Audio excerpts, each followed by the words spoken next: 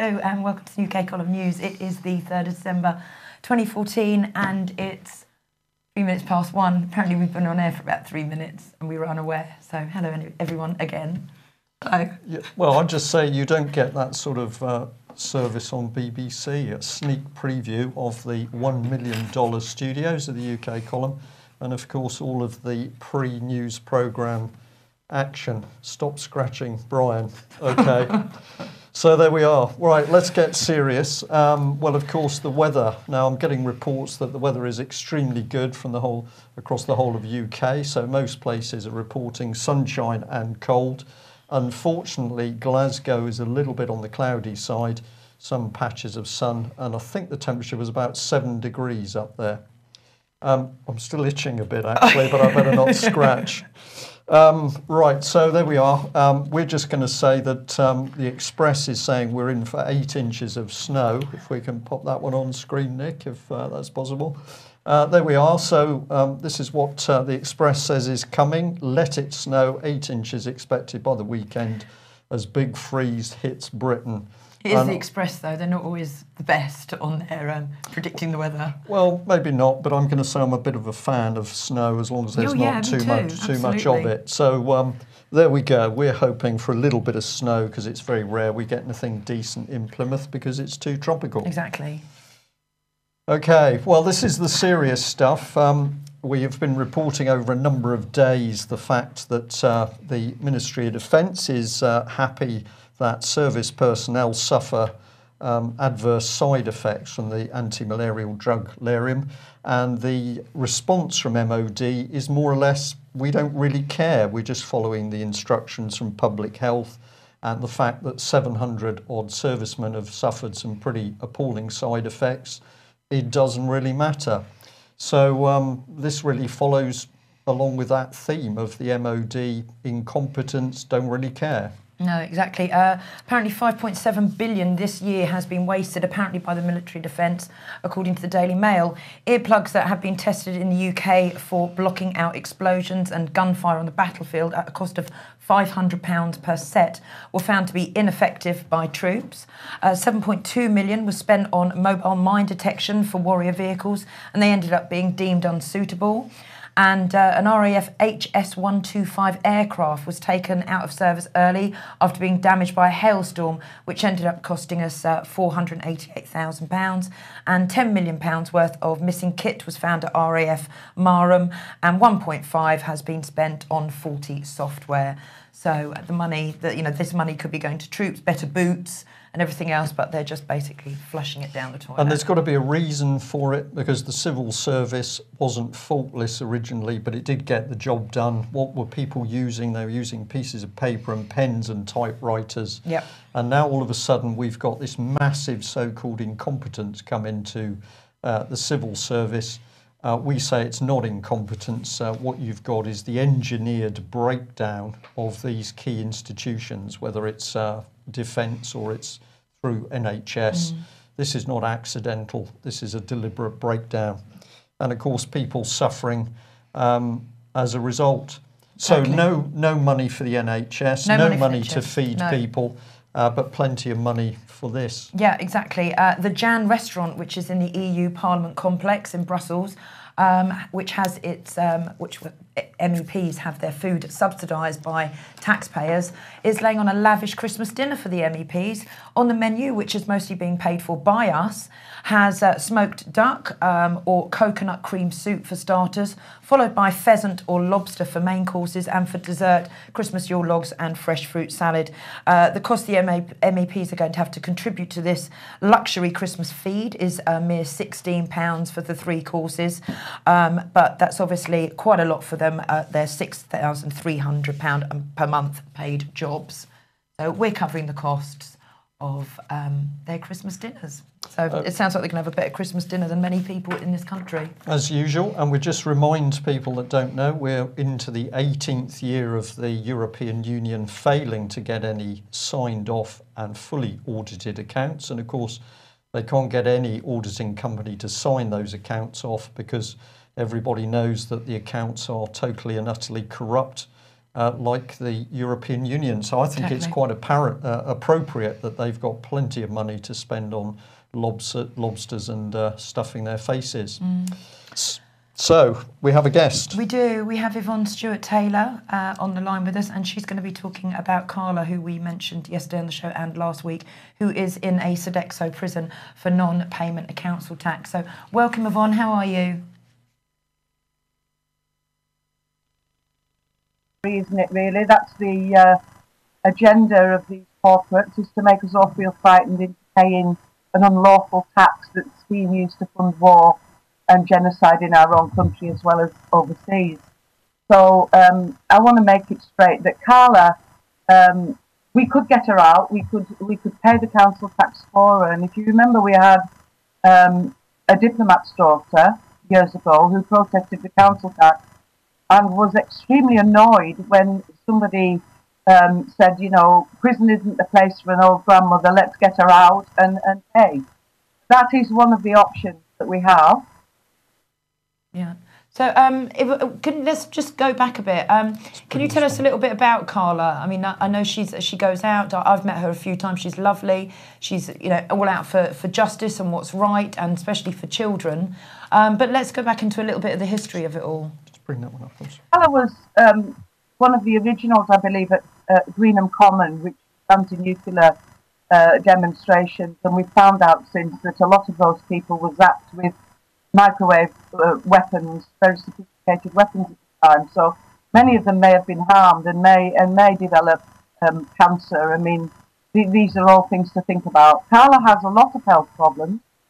She won't mind me telling you that she has a thyroid disorder. Now, anybody who knows about thyroid realizes that the radioactive iodine in the atmosphere is helping, and obviously, Carla has made these decisions on a personal level in the circumstances of her own life and what she's experienced and the knowledge that she has about how the system's operating.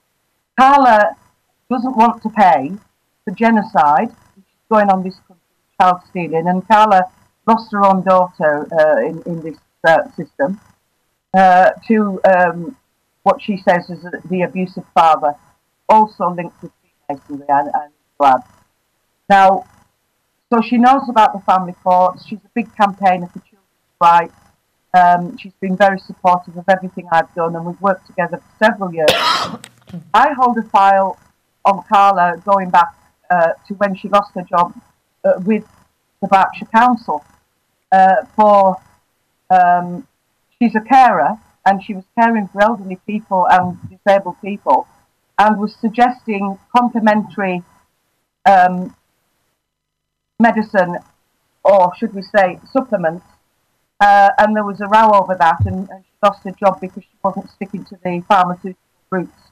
And I think one of her people that she cared for complained, and it escalated, and she was treated abominably, I believe wrongfully dismissed by the Berkshire Council. And so there's a long history, and she has every good reason to be grieved. Carla stood to my defence just recently. You all know about what happened. We were cyber attacked, mass radio taken out, and a lot of lies told about us, the pair of us. Very serious accusations about the pair of us when we were trying to get somebody else out of Sodexo French prison. What can I say? She hasn't willfully refused to pay council tax, and we're told that she hasn't even been means tested. So the council are going to struggle in order to prove that there's even a liability. I would say that you could probably half the money that they state that. Well, we have got some figures. Since 2009, she's accumulated a debt of £3,354.89. Now, given that will be reduced for every day she's in prison, the figure as of yesterday was £2,575. Because the cost of your freedom, folks, in this country is £59.91 a day. Now, if I tell you I'm doing exactly the same as Carla, and I'm in year 3 now of lawfully asking these councils to produce liability orders, asking them to provide full disclosure. Carla has done the same, and we haven't had the disclosure. All we get back when we ask for certain items under the Local Government Finance Act 1992, which are their regulations for administration and enforcement, all we get back is the same regurgitated liability orders printed by the council.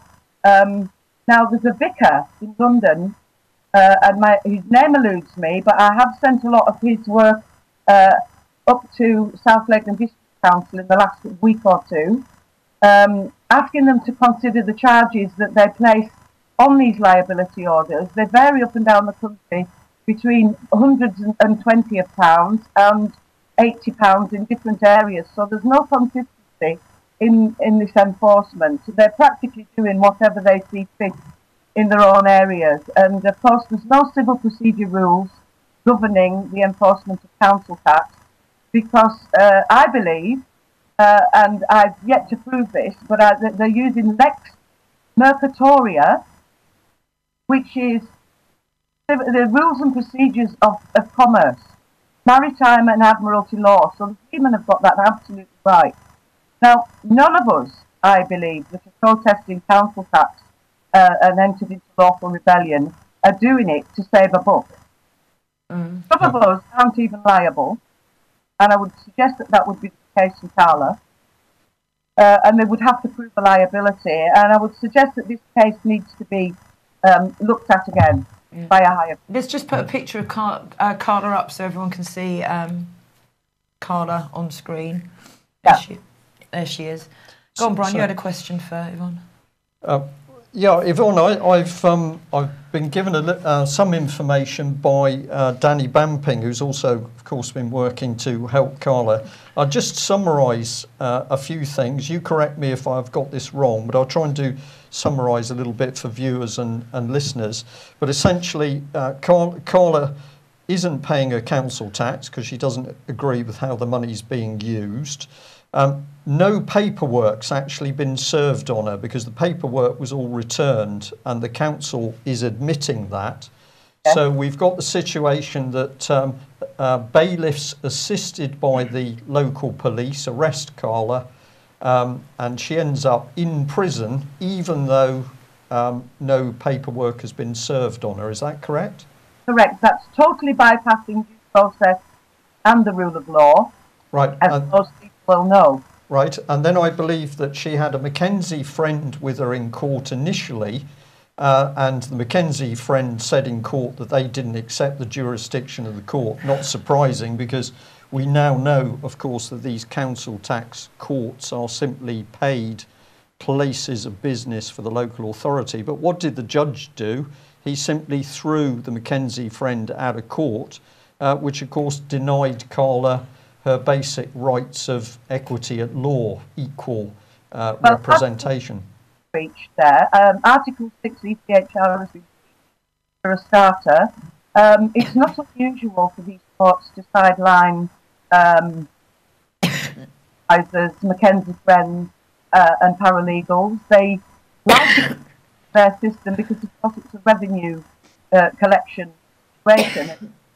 You don't have a solicitor or a barrister from the Bar Guild, you're sidelining them and they're not making any money. And this is money. But what I suspect is happening here is that the councils are running their own courts, administration hearings, Star Chambers, and because there's no civil governing their conduct whatsoever, you can literally get a solitary man who may be even a council officer with statutory powers sitting there posing as running a court, when in fact it isn't a properly convened court of law. It's certainly not a court de jure. It's a de facto setup, and it's not even governed by the basic civil procedures, statutes and acts. And of course, none of us have consented to those. And our Home Secretary has said that we are policed and governed by consent. And there comes a time when our moral conscience,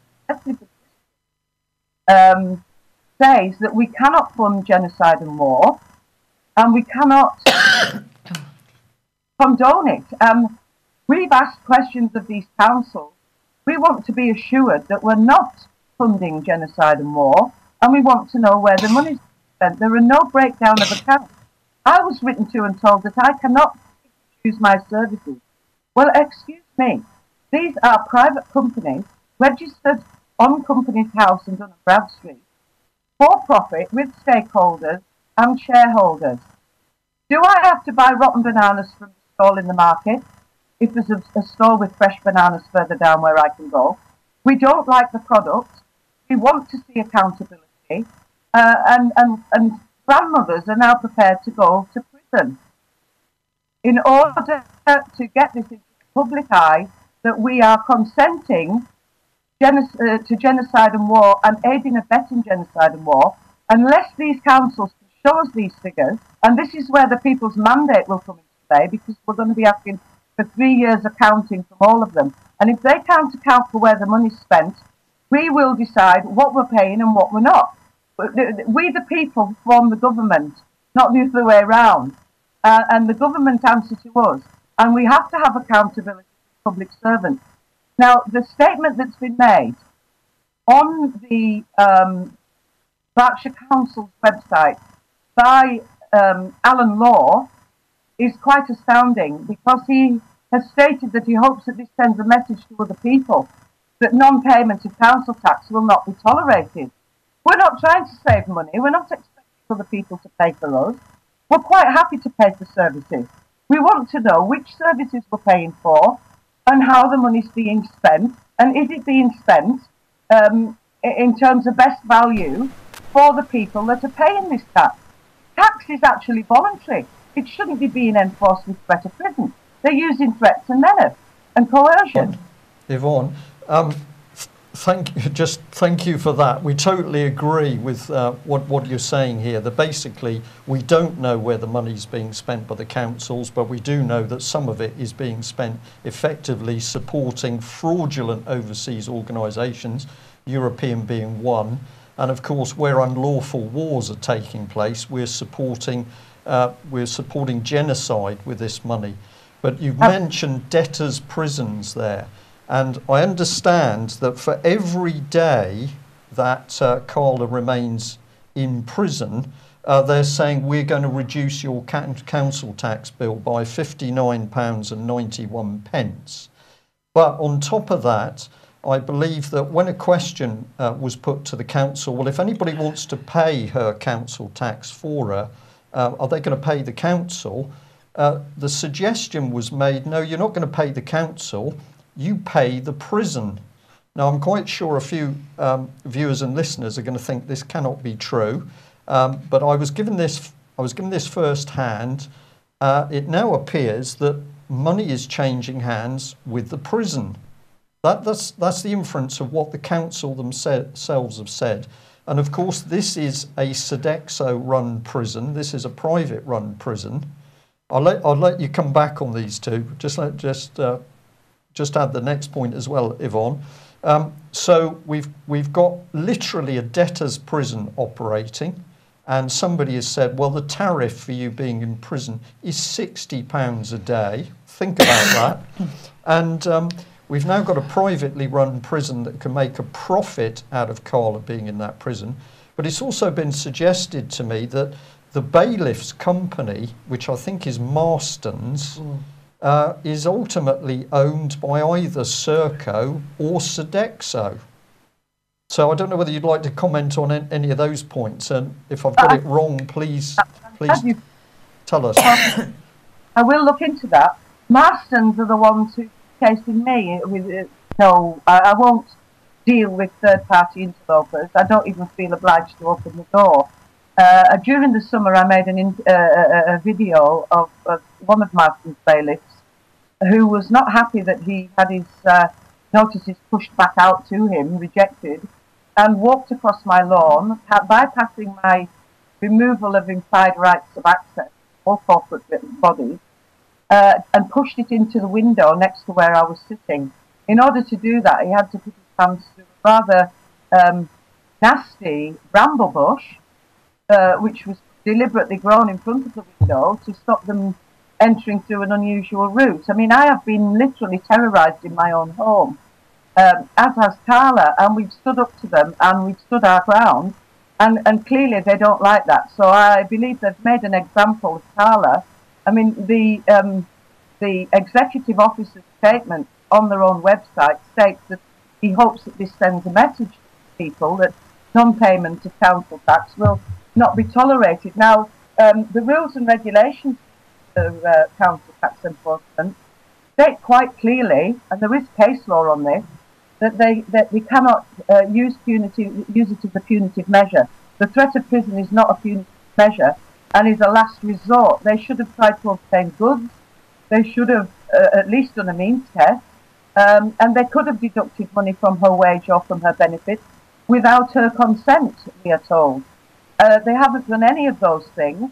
They've left all the people that Carla was caring for vulnerable, and her employers found out about her plight from the Free Carla, Sodexo Free Carla Buckle petition that we put up on 38 Degrees. Her employers have no idea, and they're totally shocked. And they said they were very pleased with her work, and you know, it's incredible that she sent to prison not paying tax.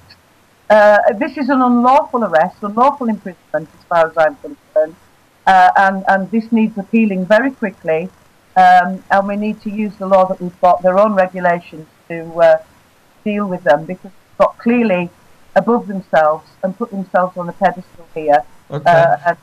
Right, Yvonne, just 30 seconds to finish off, because we need to move on with some of the other news. What would you like people to do for Carla? Well, Carla has been feeling very, very depressed. She's been incarcerated for up to 20 hours a day on her own. She's not getting her medication. That is life-threatening for Carla, because thyroid medication is critical. She needs thyroxine. Needs help. She needs the other supplements she was taking. And in the case out with Melanie Shaw, all her rights have diagnosis, treatment, and the medication she needs in the Sodexo prison have been removed. This is like concentration camp, folks. Right. Okay. So she's had to make shoes out of polystyrene. She's miserable. What prison? What Sodexo prison is she in, Yvonne? The one in Surrey, is it Bronzefield? Right, okay. So what do people, what do you want, other than writing to her, to get on to 38 Degrees and to sign the Sodexo Free Carla Buckle petition? And comment on that petition, let their feelings be known. There are thousands of people out there. On the Beat the Bailiffs and Banks Alone site, there are tens of thousands of people. And we've only got, well, I'm saying we've only got, I'm very grateful to the time, but we've got 1,226 the last time I looked, signatures on it. Now, people are averse to signing petitions, feel like the contracting is fair enough. But this needs to be widespread. People need to know what's going on. They need to know that the council can break into the house, arrest disabled people in their own house, and imprison them without a fair trial. And that's what's happened. Okay. Thanks, Yvonne. Thanks so much. You take care.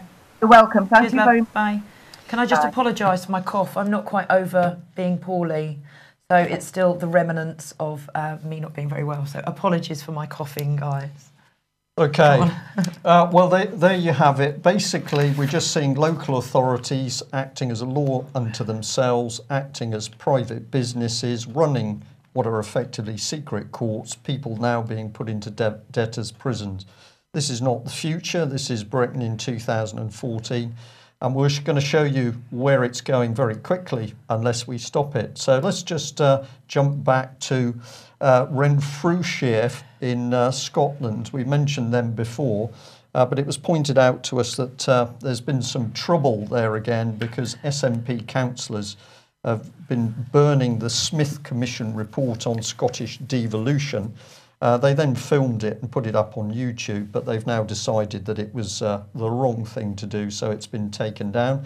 But we're just going to say, well, first of all, this organisation was putting out very detailed plans for how children could be taken away from parents who were branded as having Munchausen by proxy, and we can't get this over any more clearly than to say what the state is really doing is just saying hand over your children, and it's not Nazi Germany but David Cameron's Conservative Britain in 2014.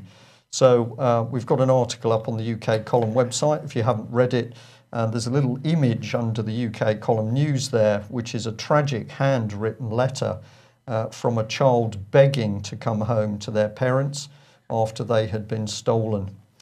Well, we've got some news on Mickey Summers, of course, the Nottingham child abuse victim who's been campaigning over the last few months for the truth to come out. Unfortunately, Mickey suffered a heart attack a couple of days ago. We've spoken to him in hospital this morning and he's in good spirits. He hopes to be released tonight if his tests go okay. He's going to have a rest, but he says he's definitely not giving up on his campaign. And of course, what has Mickey Summers been talking about? He's been talking about the child abuse that he suffered at the hands of Nottinghamshire City and County Council. And of course, the key fact that here is Nottingham busy losing records. Now, they, of course, made a statement some time ago. So Candida Brudenell, Acting Corporate Director for Children and Families at the City Council, and Anthony May, Corporate Director for Children, Families and Cultural Services at the County Council, said both the City and County Councils are taking the issues being raised by Mr Summers very seriously and are devoting a great deal of time and effort in addressing them. We're making every effort to locate the records Mr Summers has asked for. So here we've got the story, children abused, not one or two, but in Nottingham and Beechwood Children's Home, we're talking about hundreds of children. Let's remind ourselves that Rotherham, of course, similar problem. The staff seized files and wiped computers to cover up the sheer scale of the child sex grooming. Now, this is a criminal offence, malfeasance in public office, and to date, we have not seen one single person from those authorities appearing in court by the fact that they've been destroying records. What for? To cover up the abuse of children. And then we have this sort of thing that basically we've got the political angle coming in from social services, that if you don't do as we say, they're going to take your children away from you. So pretty much in your face. Totally. If we can just bring that one off screen a second, Nick, we're obviously having some interesting times here with technical stuff. I just want to move on to this lady. Here we are. Well, here she is. We talked about her the other day. Who's responsible for what's going on? It's Theresa May. She is running the Home Office. Yeah. She's in control. Well, is she? Not. And of course, this is the woman who said, well, I just can't understand how there's been any form of cover-up. So we've got local authorities losing records. That's how you do it. Yeah. We've lost the records, or we destroy the records. Doesn't matter that people are shouting for many years about the child abuse. Robert Green. We can catch Robert Green and we can put him in prison, or we can put Melanie Shaw, abuse victim, in prison. But dear old Theresa May, and she is looking pretty old, I must say, she can't grasp it. She can't. She's incapable. Well, it just shows her for the whole Westminster abuse inquiry. Look at her failings from there. 6 months down the line almost, and still nothing happening. Yeah, six months. So she's clearly not interested. And of course, what we know is coming out of Westminster at the moment, that MPs who are calling for a proper investigation into child abuse and the paedophile rings around Westminster, they're being threatened. We know that members of the Met Police are being threatened and told to get their noses out of the paedophile abuse investigations. These are the people running the country, either involved in paedophilia or prepared to turn a blind eye, or they're prepared to cover up. And protect. So, absolutely, to protect the abusers. This is taken from a video actually showing what Nottingham Council is doing at the moment in order to help abuse victims. Now, I'm sorry, I'm not going to be able to give you sound on this, but it doesn't matter because the clips show it all. If we just get this one playing, here is Mickey Summers, and he's talking to a policeman outside the council offices. Quite a perfectly reasonable, polite discussion going on. A demonstration was also taking place in the background. So some of it was for Mickey Summers, some of it were other people protesting about the actions of the council. A bit of music being played, but it was all totally polite. And I'm just going to jump forward because I think we'll get a better shot of it in this one here. The key bit is that here's some of the demonstrators. Okay, so we can see lots of violence and aggression there. And then these police were in fact armed police. And I think at one point there's a little image comes up.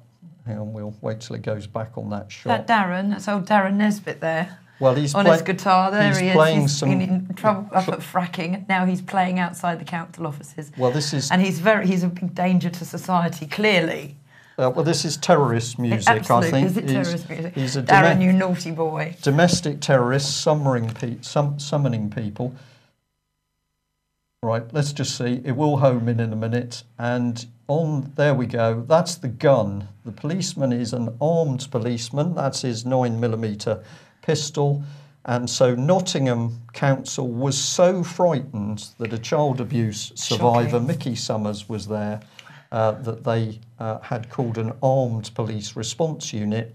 And what did they do? They're not inviting Mickey into the building to say, let's sort this out, let's talk, where are these records?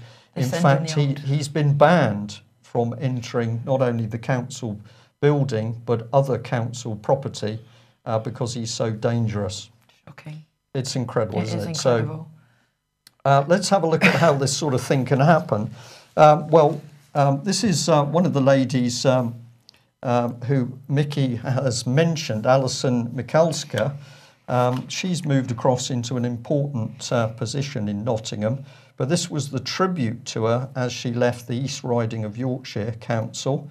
And it says, the woman who spearheaded children, family and adult services in the East Riding for the past 6 years has been warmly praised for driving forward improvements. Alison Michalska, East Riding of Yorkshire's Council Director of CFAS, leaves the authority to take up the post of Corporate Director for Children and Adults with Nottingham City Council. Now, Mickey Summers alleges this is the lady who sent out a missive saying, don't talk to Mickey Summers. We don't want you to talk to Mickey Summers because he knows too much and he's an angry man because he's been badly sexually abused as a child. And here we are, Nigel Pearson, East Riding of Yorkshire's Council Chief Executive, played a glowing tribute to Mrs Michalska's success in improving services in the county. She's done a first-class job driving forward improvements in services for children, families and adults, and improving their outcomes. Importantly, she's also built on working relationships with our partners, including the NHS, police and voluntary community sector. Now, there's the clue, because the police are not acting independently, investigating where children are being abused. We're working in partnership with them. Apparently she's common purpose as well. Well, this is very interesting. I didn't know that, but I did think I'd go and have a little look on her Facebook page. And it's very interesting. I'd encourage people to go and have a look. Twitter. Oh, sorry. God, sorry. Brian. Age got me again there, Louise. So here we are, the Facebook page, and it's an education. She is so busy, this lady, that she's posted this little selfie of herself, made it to the train, and she's saying, thanks for great company this evening at the NCS Gala Do. Now, I don't know exactly what that was, but we've got another picture here, and we're just going to say, while the Nottingham youngsters are abused and victims bullied, the Corporate Director for Children and Adults is whining and dining. So I think we can see where this lady's priorities are. I wonder who's paying for that food as well. Well, I don't Is it know. being subsidised? But where this led us to was the Association of Directors of Children's Services, leading children's services. Sounds like a good organisation, private company, and here they are. And I'm going to encourage people to have a look. Lots of information. This is the organisation leading these sorts of people to look after and safeguard our children. And this gentleman caught my attention. He's Mr. Alan Wood. That's something out of nightmares. We could say that. So he's the Director of Children's Services, London Borough of Hackney. And I know Nick's told me a couple of times I need a good haircut, but I'm going to say I think he needs a good haircut, or he should get the makeup to go with it. Have a read of this man. But of course, who do we find? Here she is, Michalska, and she's a corporate director. It's got all of her track record, and it tells you that she's spoken at the ADCS annual conference in the session on learning from the inspected. So I think the inference of that is she's talking to people about how you survive once you've had an inspection, which in the majority in Nottingham's case has said everything is grossly failing. But what makes her excited? Well, we come back to the Facebook here. Twitter. Okay, we know what we're talking about roughly. Okay. There's the page on screen. You can have a look at it yourself. And she's getting very excited because there's going to be a big lottery grant which is going to help the future for babies and toddlers. God help them. It's quite extraordinary, isn't it? So Mickey Summers suffers terrible abuse. He then is hounded. He's had several warnings for the police for speaking out. He's banned from Nottinghamshire Council property. Nobody coming forward to say, where are these missing records? Why have they been covered up? And of course, the answer is obvious. And for UKIP people, if you don't understand the significance of the child stealing by the state, I'm going to say, well, we've said it once in this news, we'll say it again. Here she is, Joyce Thacker, and basically she's going to say that if she doesn't think your views are correct, you can have your children taken away. Scary world we're living in. It is. And this was brought through to us, and this is the detail about where things are going. The special guardianship order. I'm going to encourage people to look at this sort of stuff themselves, but if you read through the detail of it, what it says is that it's going to be easier and easier for state representatives to take people's children. The special guardianship is a new legal option intended to provide permanence for children for whom adoption is not appropriate. So if they can't take the children and get rid of the child permanently by adoption, in comes the state guardian, and the parents remain the child's parents and retain parental responsibility, but their ability to exercise their parental responsibility will be extremely limited. Yeah. And I mean, of course, you've got this thing going on in Scotland now when every child has a state guardian. That's already in play. That's already gone. Every child born now in Scotland has a state guardian in Scotland. It's already law. This is right, and this is what they're going to attempt to bring in here. And of course, where has this come from? Now, this website is dormant now, but this is everychildmatters.co.uk. And we're just going to draw your attention to this first line, if I can highlight it. It says, when Every Child Matters, Change for Children, when it was introduced, it was seen as a key new move to help promote the well-being of children and young people. The government decided that this scheme would end following discussions amongst the coalition. So here we've got a complete undermining of democracy. Who were the coalition? Who appointed them? What were their powers? And clearly they had big powers because the government was simply paying attention to what they were talking about. It couldn't be simpler, could it? Well, sorry, it's come straight up on screen. Health. I think IT's got a mind of its own today. I'm not quite. Okay, so EDCs, or endocrine disruptor compounds, which are chemicals such as like bisphenol A, that are found in toiletries, cosmetics, medicines, plastics and pesticides, are now having an effect on the economy in the EU, according to the to this Guardian article. A report from the Nordic Council for Ministers shows the cost of these EDCs on health and the ability to work. A health report showed that EDCs are reducing male fertility by 30% and are causing testicular cancer, infertility and deformation of the penis. The Nordic Council, which represents Denmark, Finland, Norway, Sweden and Iceland, are wanting a total ban on EDCs, and Sweden is taking legal action against the EU for allowing these chemicals into products. But now the fact that people are having time off work because, you know, due to testicular cancer, etc., it's now having a huge effect on the economy. Is it part of Agenda 21? Get rid of the population? Well, maybe? yeah, feminise. I had a first-hand glance of BPA in that in action when I went out for a couple of hours on Saturday after being stuck in at home, and yes, a lot of very female men around, and we just had a bit of difficulty kind of working out who was who. It was BPA in action, I think. Yeah. We'll talk about that in more detail another time. Anti-fracking. Okay, fracking. An anti-fracking campaigner from Lytham in Lancashire has just completed a 14-day walk from Downing Street to Brussels. Geza Frackman walked to Belgium to join Romania and other European anti-fracking campaigners to demonstrate, and met with MEPs over plans to allow Quadrilla to frack in the Lancashire countryside. And this is interesting. Blackpool and the Flyde College have been selected by the government as the hub for an onshore shale gas training centre. So I went and had a little look at this. And here it is on the government's own website. It's the first national UK onshore oil and gas college.